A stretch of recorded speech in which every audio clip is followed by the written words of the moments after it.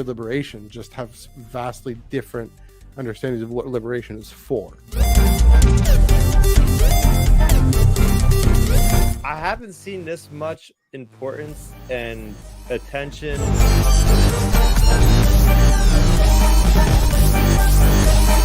The story itself is a really wonderful, really great setup. Tractor beam has been engaged. Hello, everyone. Welcome to the Tractor Beam Comics Reviews. Here we go. Try just got all discombobulated, just like Diamond. We're all discombobulated. Welcome to the Tractor Beam Comics Reviews, your one-stop shop for in-depth commentary and discussion on Star Wars books that came out today. It is Wednesday, November 27th, 2024. It's the 47th week of comics in 2024. It's a day that will go down in infamy. I'll get into that in just a little bit. I'm Matthew. He's Chris. Chris, good to see you. I wasn't expecting you, so good to see you.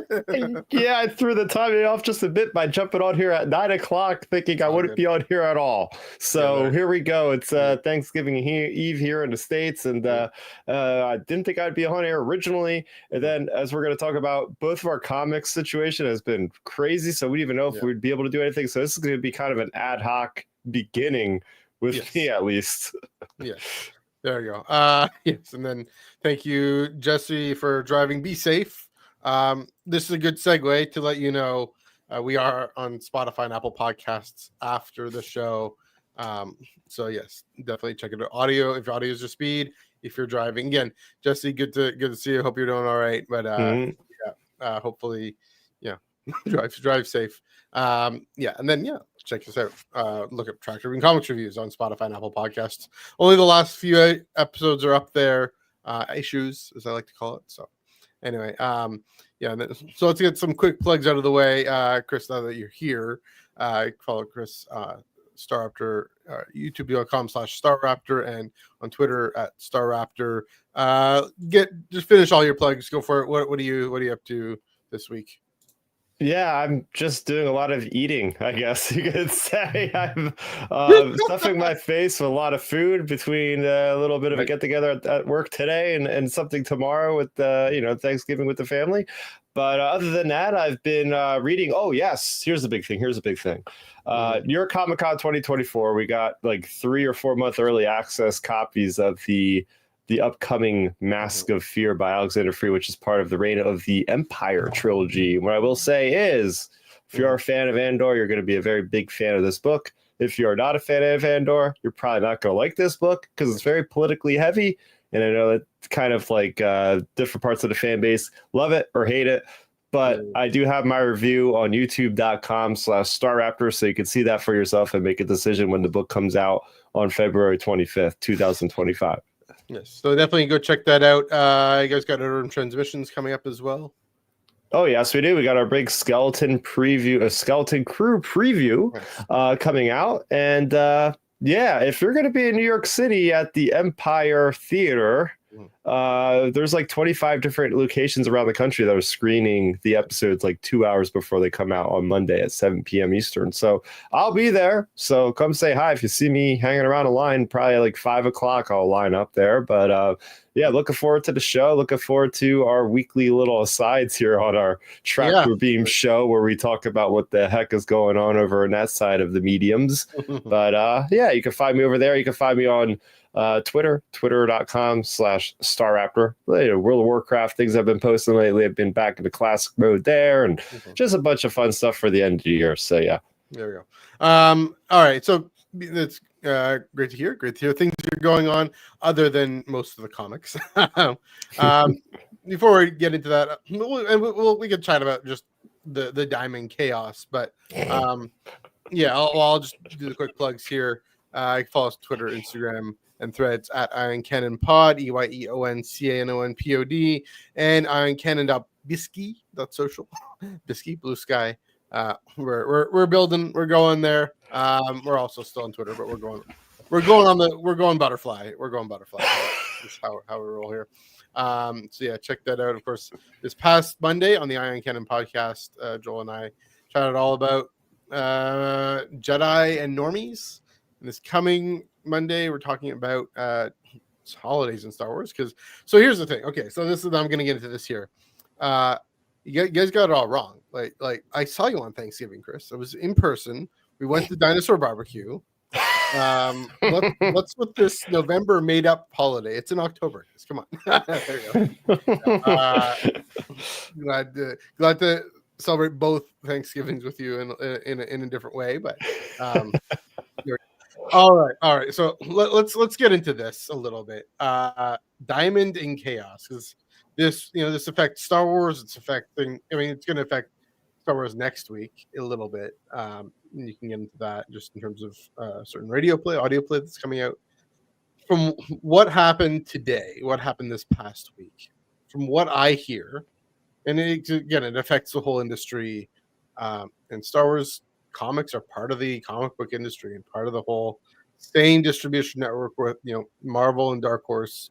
From their perspective, in terms of some things, in terms of IP, especially in terms of story, they have to go through the Star Group and High Republic. I'm going to get into later. Definitely connected to other things going on. But in terms of the hard output and everything, it's just part of the comic book industry. And so Diamond's chaos affects Star Wars. Here's what I understand. This is largely from someone I really respect, Brandon Fox, who he owns and runs Variant Edition Comics in Edmonton, Alberta, where I attended off and on for a number of years. So at least whenever I'd be in town, I make a point of visiting them. And he knows the industry well. And the gist of it, a lot of up turnover and chaos and just change through COVID of the distribution, large scale distribution comics in North America. Diamond for decades had a monopoly. That monopoly ended during COVID for various reasons. And now actually probably the major comic book distributor in North America is Penguin Random House. And so that meant that Diamond's share of the business went down dramatically. Again, this is kind of what Brandon on his podcast, his video, YouTube, he does a Tuesday night thing, kind of previewing comics, and he was chatting about this, and so their profit margins went down. They used to have a warehouse over in Edmonton. They had a warehouse in Toronto. They had a warehouse in New York City. They had a warehouse in New York City. Past tense. They just closed that warehouse in New York, and so part of what that meant was. What another thing they did, what that meant was there's only one warehouse, and it's in probably Minneapolis, St. Paul area, right? And that's right in the center of the continent, sure, but more or less, not exactly, but in terms of population center. But there used to also be drop points and places in all different cities for the trucks to go, and places a local shop owner in Edmonton could go. This is Edmonton, Alberta, population 1 million. Probably one of the most northernmost cities. Probably the most northernmost major city in North America. Maybe not central. Yeah, I think it's about right. Anyway, they can. Brandon could go to this place and say, "I'm low on stock. Can you restock me?" That's no longer there, and even here in Toronto, there was something like that. Again, they just closed the New York one. There are no drop points in Canada at all, and so normally now what would happen is nowadays, and then so normally they all just get shipped up. Diamond did close the New York thing and didn't tell the trucks, didn't tell the truck drivers. Truck drivers are showing up to this warehouse expecting a job, expecting to pick up comics, and there's nothing. So some major miscommunication there. Again, yet another chink in the armor, especially for Diamond. But also, I'm wondering even what, for also the fact that they closed their New York warehouse and have one in Minneapolis. I mean, you think if there's one worth keeping open, it's New York City. But, I know. Chris, I know for sure that's where your comics would come from, because you're pretty close there. Mm-hmm. Now, my comics would have come from New York, and now they aren't.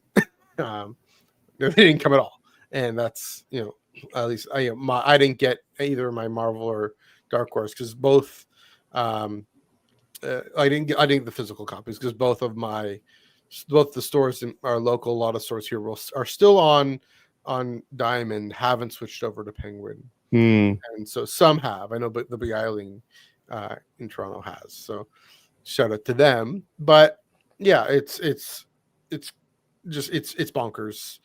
Just, I mean, the habits. This is a deeper question about when you have a monopoly. I mean, part of the reason they lost all that business during COVID is they just stopped paying DC and they stopped paying Image for the stock that came in that they then sell on.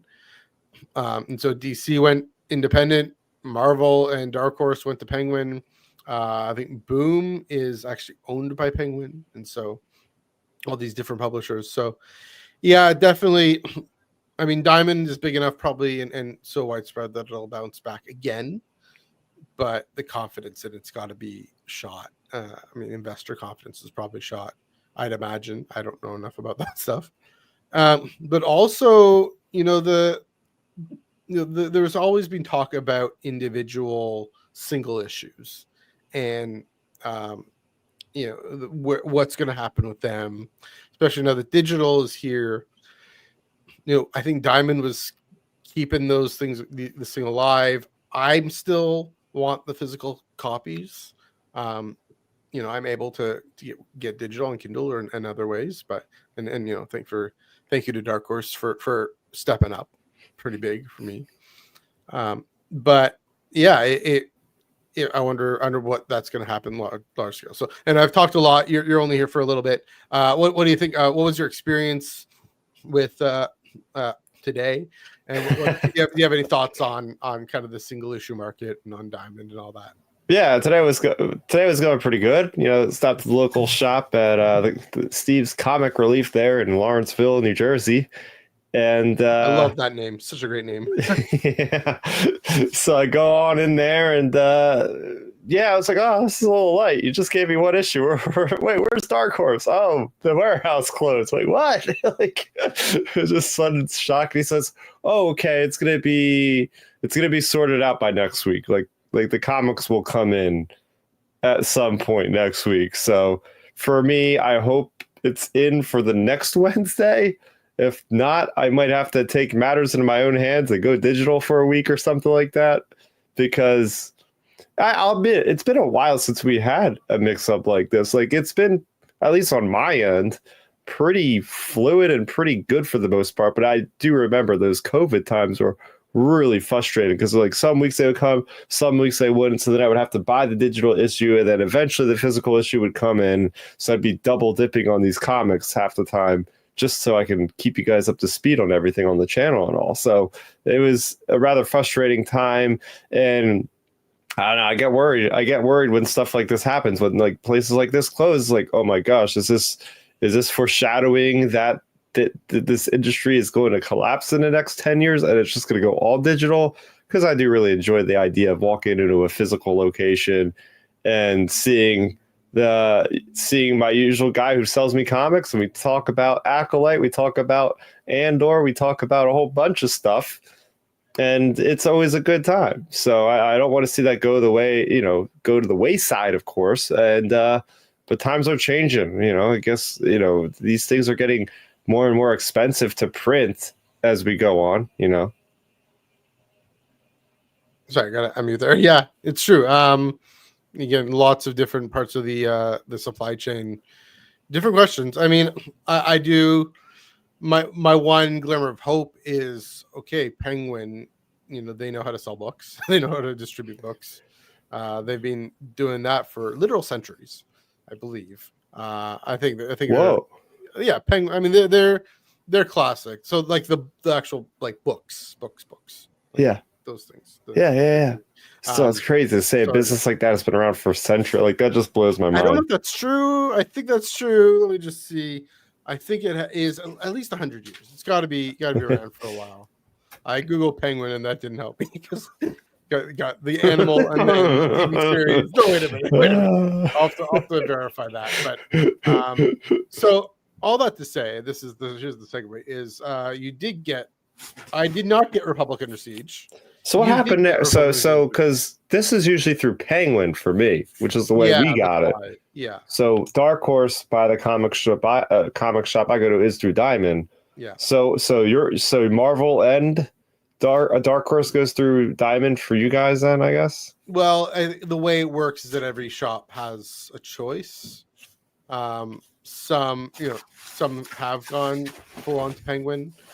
Some have kind of a mix. I think your store seems like it's a mix, right? Mm-hmm. Marvel is through Penguin, and Dark Horse is still through Diamond. That's from what I understand. I know that the changeover from Diamond to Penguin hasn't always been smooth.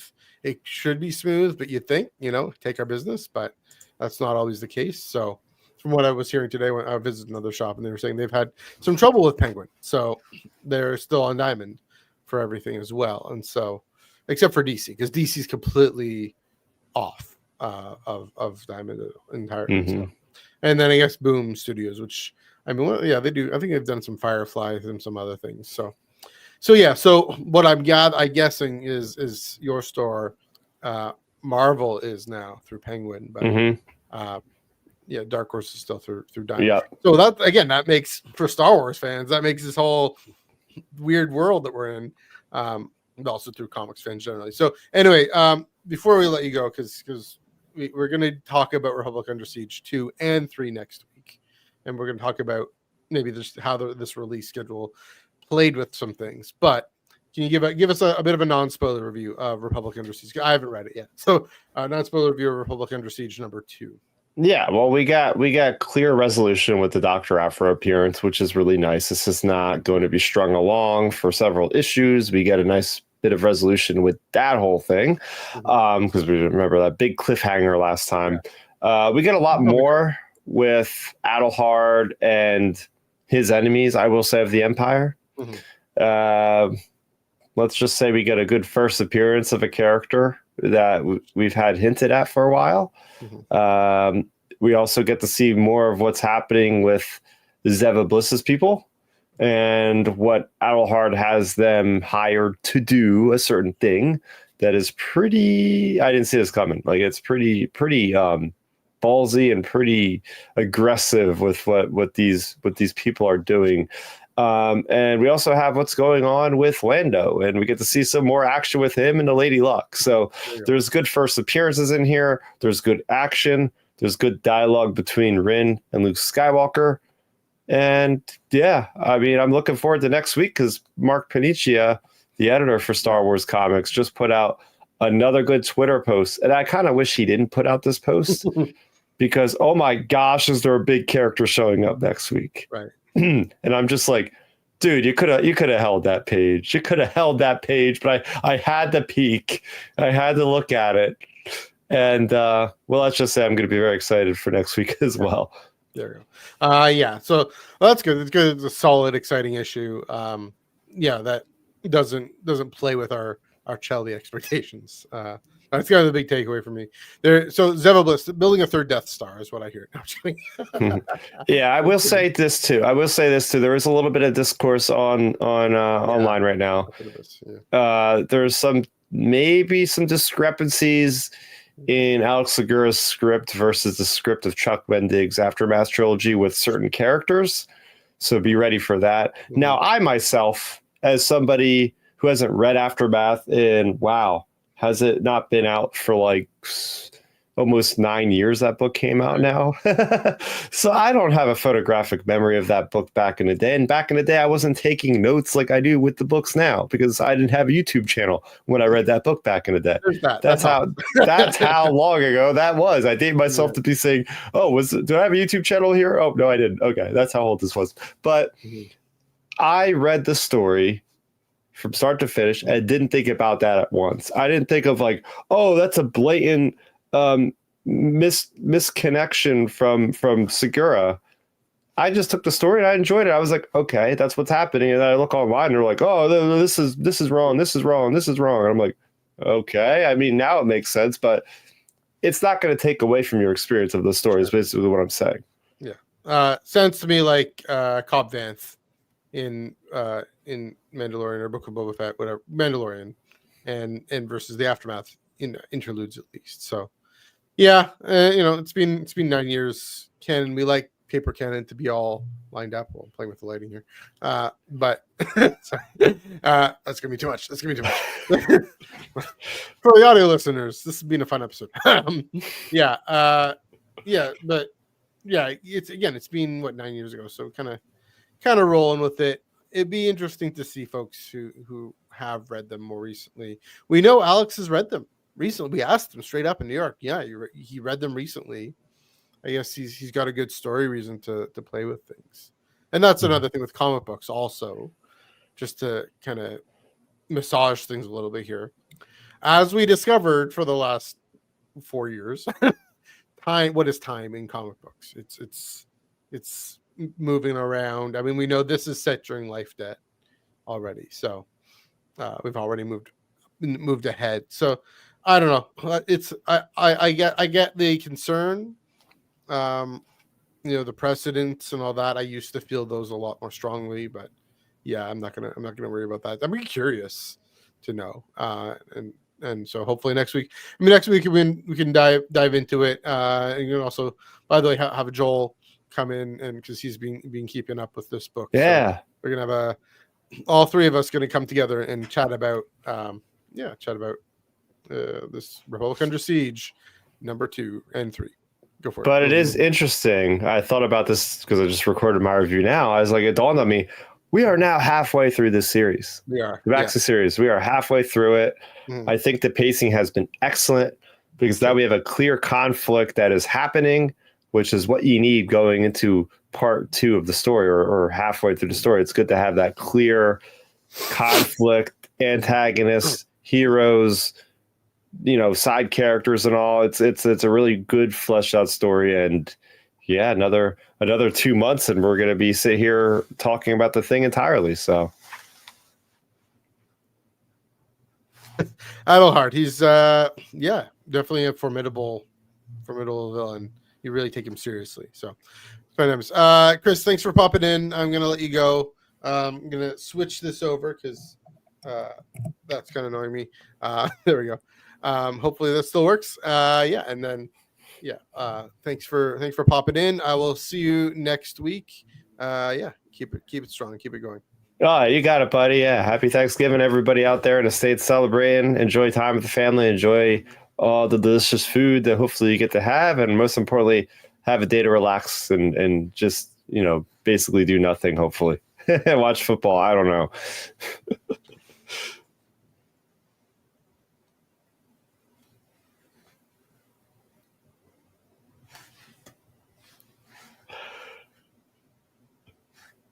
You're muted right now.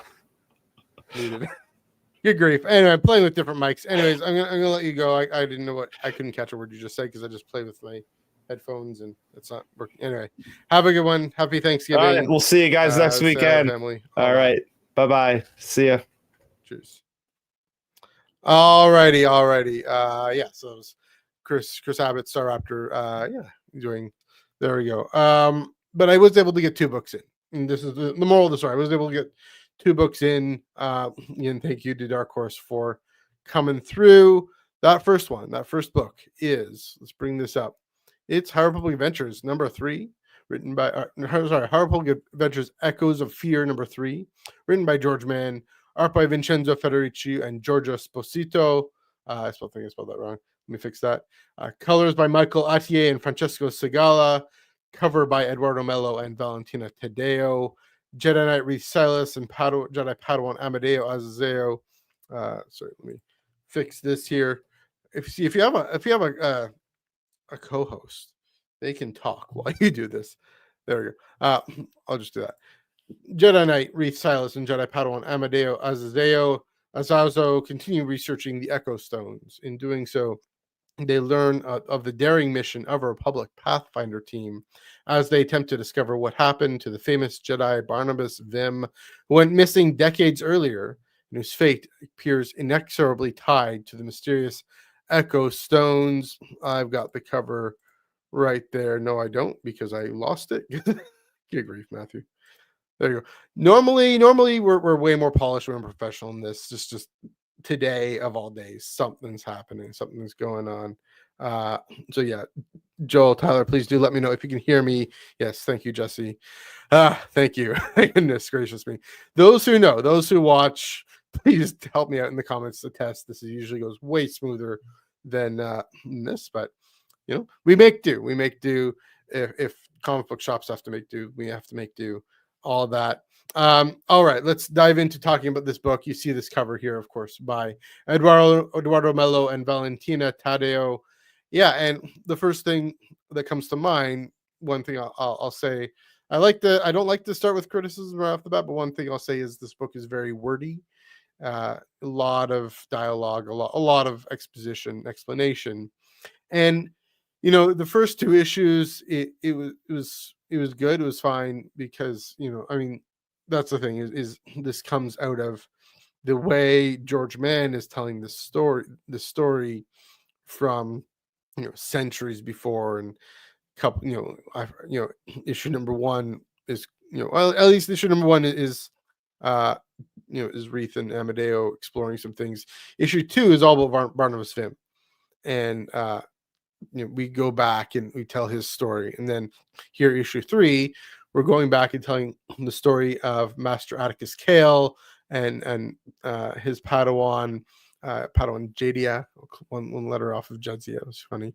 And the funny thing is, you see there, you see Master Atticus Kale, and you see, as I said, a Pathfinder team. So this, yes, it's in the Black Banner. It's in phase 3. It is Reith and Amadeo and Comac continuing to discover and learn about the Nameless, and specifically the Echo Stones, and looking for the Rod of Ages that will control the Nameless. And as we know from Tears of the Nameless by George Mann, the idea there is, of course, for these stones and these rods to guide the Nameless. Spoiler for that novel, to guide the Nameless back to Planet X. That the Ptolemites built up and tried to use this, create these very powerful stones, or I guess they discovered them on Planet X as well. And and this issue and the issue before, with Barnabas Vim, really continuing to build up the whole Rings of Power, or the Ring of Power vibe that these stones have. That even there's a bit of a distinction, that they're meant for a good purpose, but just them being out in the galaxy, they create problems, because I wonder why that is. I wonder if it's because they're kind of about controlling these creatures, it kind of addressing being involved, similar to the Blight, being involved with how these creatures were taken from their home. And that's again, in Tears of the Nameless, we discover by George Mann, this galaxy-wide disease that comes from the Force being out of whack, because the Ptolemites tried to take these things as pets. And so we're seeing a continued implication of that with these stones as well. And in this case, this fascinating age-old war, and uneasy truce between on this planet, which isn't Planet X, and I'll get to that in a second. Isn't Planet X, but it war between these the prophets and the seers. And I'm gonna pause there. It's kind of funny. George Mann has got to know, I got to imagine, that one of the Hebrew words for prophet is seer in the Hebrew Bible. And so Hosea, I believe it is. And kind of underscoring a little bit, the prophets, they want to use it for conquest, and they're blindfolded, so they're only relying on their senses. And then the seers, they actually have sight. They want to limit the power of the rod here, because what of course happens is Barnabas Vim, he hasn't come to Planet X. And that was an interesting twist, a little bit, that I was expecting Barnabas Vim to have found Planet X, and he's found this other planet where these two warring factions are fighting over disagreeing over the Rod of Ages, fighting over what to do with the thing, even though the Ptolemites had really had sealed it off in this kind of cave that Atticus and Padawan have to go and find and figure out what to do, or they can jump in, not quite the way we see in the Acolyte. They actually interfere and intervene, hopefully for the better for this planet. We don't know. That's not the future fate of these few factions isn't necessarily as relevant. I will say again, it felt a little wordy because of the way George Mann is writing this story, is telling this story by having through holocrons and narration through holocrons. And yeah, there's a lot of show, but then there's a lot of tell about what's happening. Even in the story, I guess there's a lot of dialogue, because a lot of happening, going back and forth, and ideas. Other than that, again, it is another interesting step in the journey, coming closer and closer, and Reith and Amadeo coming closer and closer to finding a rod, because that was the one really interesting bit about this, is that throughout you get this tidbit. Oh, Barnabas Vim, it's not the last we've heard of him. We thought he was gone, at the end of issue 2. We thought he was gone. Reith and Amadeo think he's gone. His trail goes cold. But nope, turns out there's this twist. We found there was this Pathfinder team that went to look for him, and found, at least maybe not found him, but found the Rod of Ages. And so there's a planet that they know that they can go, the Reith and Amadeo can go to. And on the back, we know the cover for issue number 4 is, and I didn't get a chance to bring it up, but the cover for issue 4 is Reith grabbing the Rod of Ages. And because of course what happens is, I'm going to spoil this for you guys, but Atticus, Master Atticus, he destroys the cave and creates kind of the idea that the rod is destroyed, so that these people would stop fighting each other. That was an interesting twist, or interesting choice, and kind of amusing. Again, maybe does bring into question what happens to the next to them, but then clearly the thing isn't destroyed; it's just buried, and leaving room now for Reith to go and grab it. What's fascinating, two things are fascinating. I don't know if that's literal. That could be a literal thing. Reith actually does find it and grabs the thing, or it could be a misdirect. It could be he could have a vision. He could be down meeting Aslan and saying, "Hey, I'm coming close to figuring this thing out." What's really being built up in this run, again, is this whole One Ring parallel here. Is what is the effect of this rod going to be on Reith? And that image is a very strong image of him grabbing. If you have the physical copy, if you have the digital copy, it's there on the back page. You see the issue. It's in solicits as well. And so that's the thing. This whole run, it's been leading to that moment. It's been setting up that moment. This one. Yeah, again, these issues 2 and 3 really showing just how dangerous this rod is. These echo stones are, interestingly, they don't seem to affect Markian as much, because he's already probably because he's already corrupted. He's already an agent of destruction, and so that kind of tracks. So yeah. But what will happen when? Well, we see what happens in issue 2 and 3 here, when otherwise more or less benevolent characters interact with it, just on the same planet, in the same vicinity of it. And so that's also going to be interesting, because we know Reith, he's intending, like Frodo's intending, to chuck the thing into Mount Doom. I saying chuck the thing. He's intending to use the rod to at least corral these creatures. Reith, of course, doesn't know where Planet X is, so that's another problem that we'll have to solve later. But he's Reith-Silas, so he can. So that, yeah, again, interesting, another Jedi Master character for Reith to look up to. What I'm saying is similar to Barnabas, Atticus, another explorer, curious explorer. In this case, the Pathfinder team. That was another fun thing. Going back to phase 2, going back to those Pathfinder teams, you get the EX droid there, and just that age of exploration, age of, again, you have to. It's possible for Barnabas's trail to go cold, and it kind of still has a little bit. I think he did end up here, but I mean, maybe not. Now that I'm thinking about it, maybe not. Maybe there's still some connection. Oh no, it was the holocron.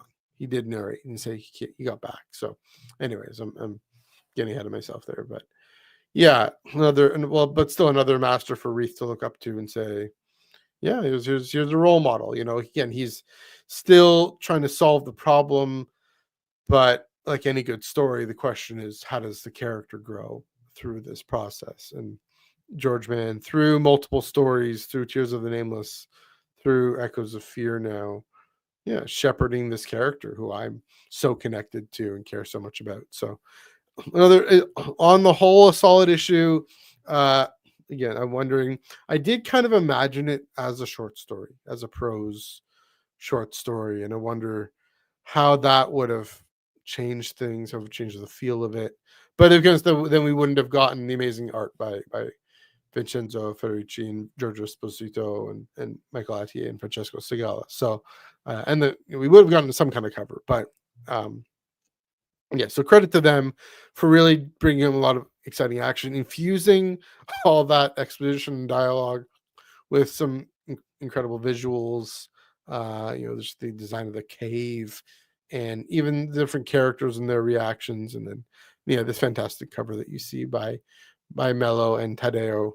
Really, really dynamic. So on the whole, decent issue. I thought issues 1 and 2 were stronger.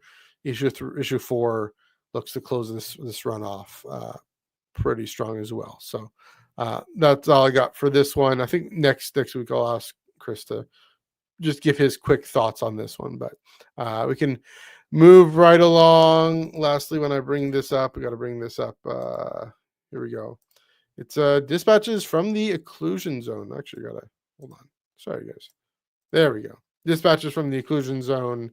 Of course, written by number 2, written by Alyssa Wong, art by Valeria Favoccia, colors by Michael Attier, cover by Jake Bartok. I'll pop this down quickly now.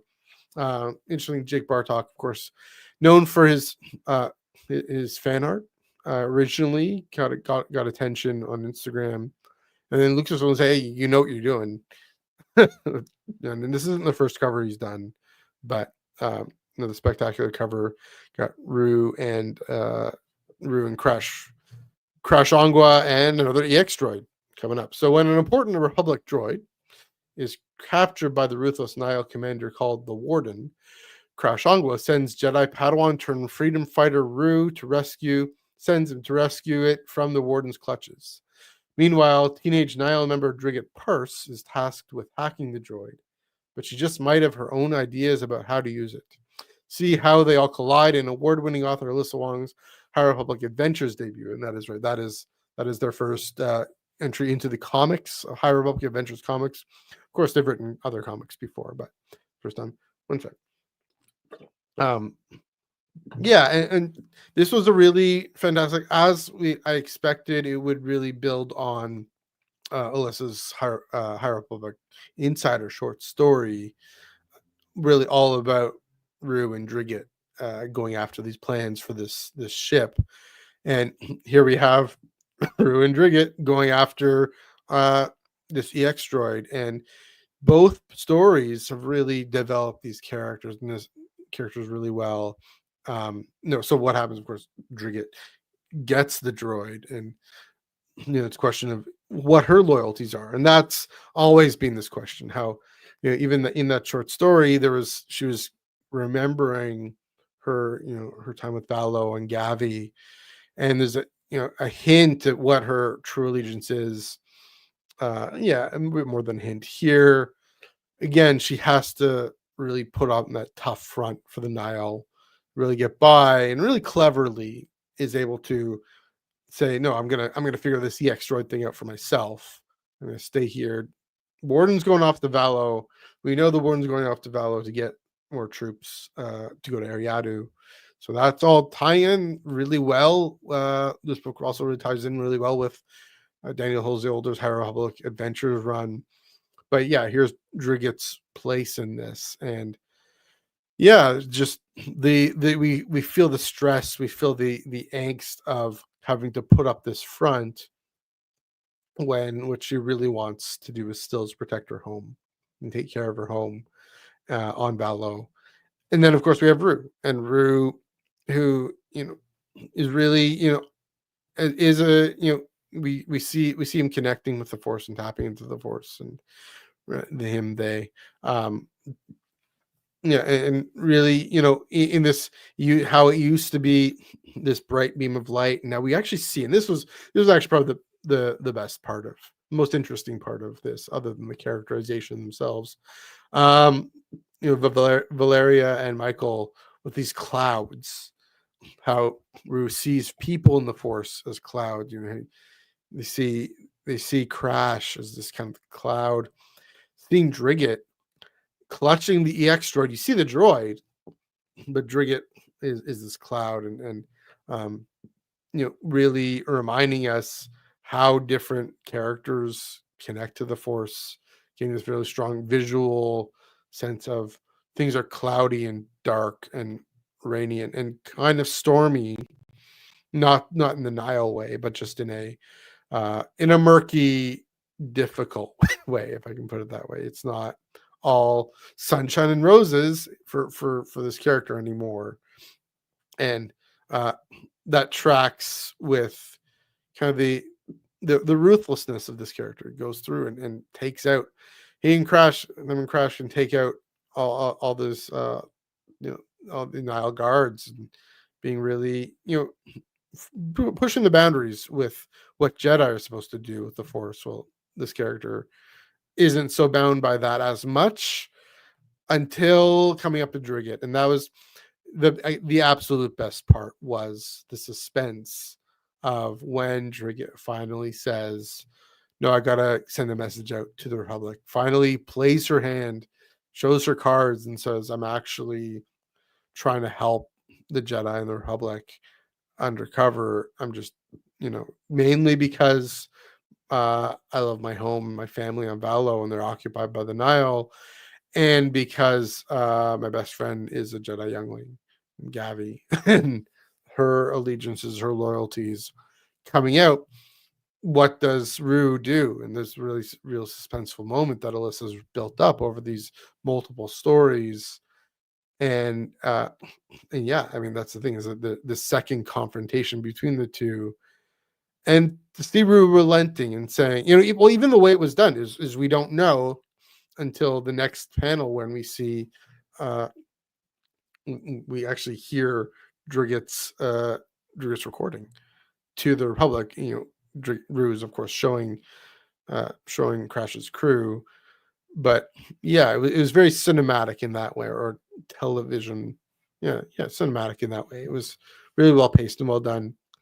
Kind of this release of saying, yeah, Rue really did relent and say, here's this great compromise that can both help the Republic, of course, because Crash and her crew are helping the Republic in this case. They're on that side, and so this is a really strong issue.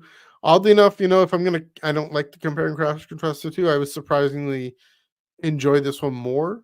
I was expecting to enjoy Echoes of Fear more, but this one really stuck the landing really well. And so I'm looking forward to the way this is more anthology series, more of an anthology series, but all these things, we were expecting them to not be as connected to the main line, but here they are. And it's funny. Yeah, Ben has this giving legacy vibes. Got with a blaster, and then with the lightsaber and all that. Yeah, I can see that. Just different.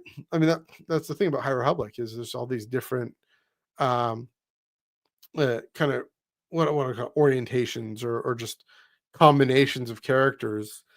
You know, even with Rue themselves, is very kind of post Jedi in that way. Literally, former Jedi Padawan. Yeah, it's very much I can definitely see that, Ben. So, yeah, definitely a very solid issue. Always up for what Alyssa is up to. They've done been the definitive AFRA. Brilliant contributions to High Republic as well. So, yeah, keep on strong. Not quite sure. I know they're still plugging away different things, including Psylocke comic from Marvel. Check that out. So, yeah, so that's I think that's all I got for this one. Again, sorry for all the technical difficulties beforehand. Hopefully that wasn't too painful or too terrible. You guys got an intermission too. My mic went diamond. There we go. I'm gonna definitely work on editing that for the audio. So so for folks listening to audio will hopefully have no idea what I'm talking about. There we go. But yeah, that's all I got. Again, as we mentioned, next week, actually I don't need that anymore. Next week, we were talking about Battle of Jakku, Republic Under Siege numbers 2 and 3 together. Again, the different hiccups with the release schedules and whatnot. The idea was for these things to come out at such a fast clip, and then for us to be able to read them. That's another fun thing about this release schedule is now, at least this book number 2 is delayed in shops in some cases, and so hopefully 3 isn't delayed. That's another thing. Hopefully they don't get delayed, but we'll find a way to get them into our hands. Normally I'd say check out your local comic book shop, but here's hoping. Check, but otherwise digital is more your speed. They are on Kindle if you want to do that. That might be the way to go. It might be the way lots of folks start going now. So yeah, definitely. Thanks Tyler. Thanks Tyler for chiming in, for hopping in as well. And yeah, definitely enjoyed the Dark Horse issues for sure.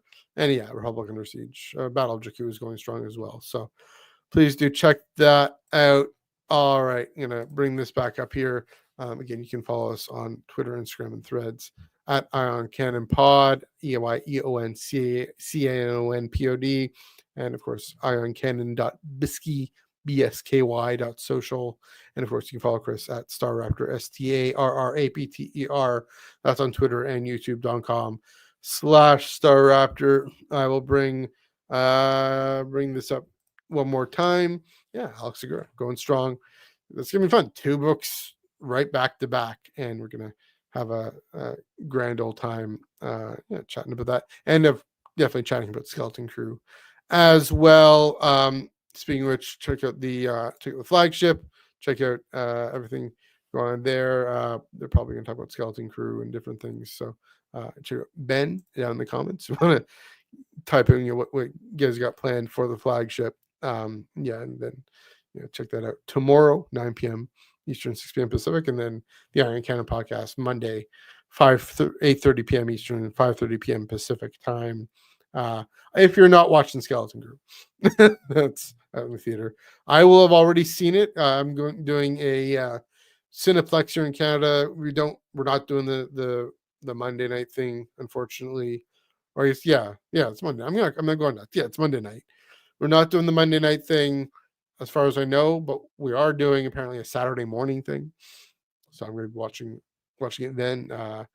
Again, I gave some thoughts on that on Monday on Iron Cannon, so you can check that episode out. Check out that episode right here on the Underworld YouTube channel and YouTube, Iron Cannon Twitch, Underworld Twitch as well. So yes, that's been mostly flying solo. Hopefully not technical difficulties. You caught Chris at the beginning, so there we go. But from now, I'm Matthew. See you next week. Until then, happy reading.